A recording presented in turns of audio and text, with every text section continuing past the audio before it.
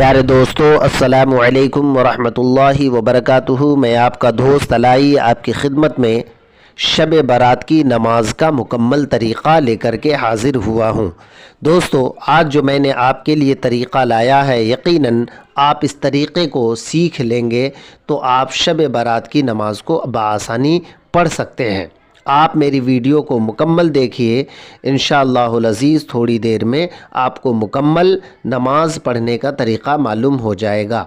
सबसे पहले इसमें कुछ ऐसे सवालात हैं जो अक्सर व बेशतर लोगों के ज़हन व फ़िक्र में आता रहता है। देखिए, अक्सर व बेशतर लोग पूछते हैं कि कुछ सवाल है जो मैं आपको सुना दूँ। सबसे पहला सवाल ये है कि शब बारात क्या है। दूसरा सवाल ये है कि नमाज कैसे पढ़ेंगे।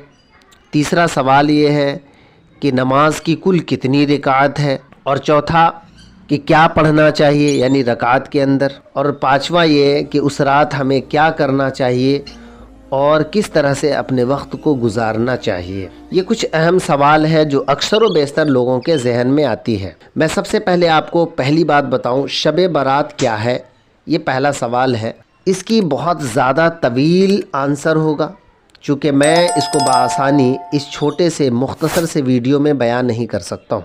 इसके लिए बहुत तवील मुझे वीडियो बनानी होगी। इंशाअल्लाहुल अज़ीज़ आपको इसके बारे में तवील बताया जाए, लेकिन मुख्तसर ये है कि शब बारात ये हदीस पाक से साबित है कि अल्लाह के रसूल सल्लल्लाहु अलैहि वसल्लम शब बारात यानी रात को इबादत करते और दिन में रोज़ा रखते थे।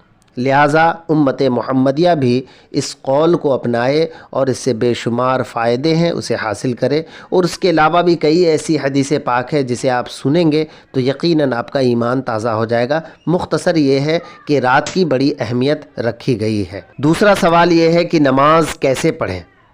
नमाज पढ़ने का तरीक़ा जो शब बारात का है वो उसी तरह से है जैसे आम नमाज पढ़ी जाती है, लेकिन आम नमाज में फ़र्ज़ नमाज पढ़ते हैं, सुन्नत नमाज पढ़ते हैं, और ये शब बारात जो है ये नफल नमाज है। आपको नीयत सिर्फ़ और सिर्फ अगर आपको नहीं आती हो तो आप दिल में इरादे के नाम को ही नीयत कहते हैं। आप उस तरह से नीयत कर लेंगे, जिस तरह से सूरत पढ़ते हैं उस तरह से आप सूरत पढ़ेंगे, आपकी नमाज हो जाएगी। अब तीसरा सवाल ये है कि इसमें कुल कितनी रकात पढ़नी है।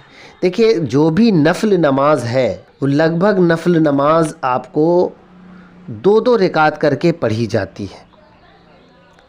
अब इसमें जो शब बारात की नमाज है उसको कैसे पढ़ना है, उसका तरीक़ा समाअत फरमाइए कि आपको जो सबसे बेहतर सूरा हो वो पढ़िए और हर 2 रकात में सलाम फेरिए और मुकम्मल आपको 6 रकात नमाज पढ़नी है। जो सूरा आपको ज़्यादा अच्छा याद हो आप उसे पढ़ सकते हैं।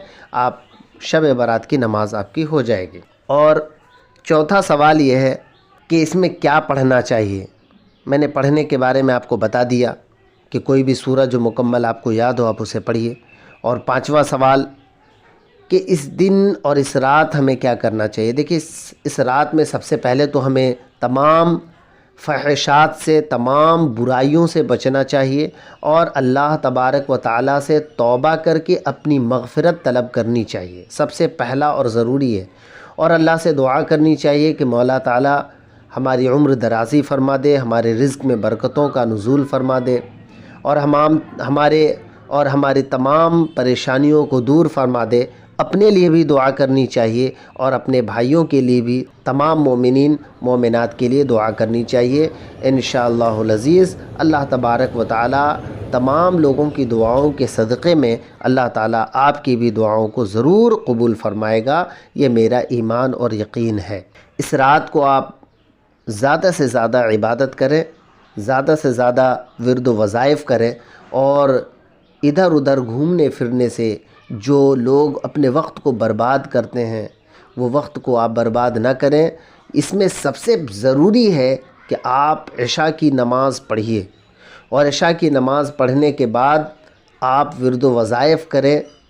आप कहीं अकेली जगह में भी कर सकते हैं, किसी सन्नाटे जगह में भी कर सकते हैं, या सामूहिक मस्जिद में आके भी आप कर सकते हैं। आप तरीक़ा सीख लीजिए, आप भी इस पर अमल कीजिए और दूसरों को भी आप मेरी वीडियो को शेयर कीजिए। इसके अलावा भी नमाज तहज्जुद कैसे पढ़ी जाती है اس کے علاوہ بھی اور کئی ایسے وظیفے ہیں جو شب بارات سے مکمل وابستہ ہے، جیسے سورہ دخان۔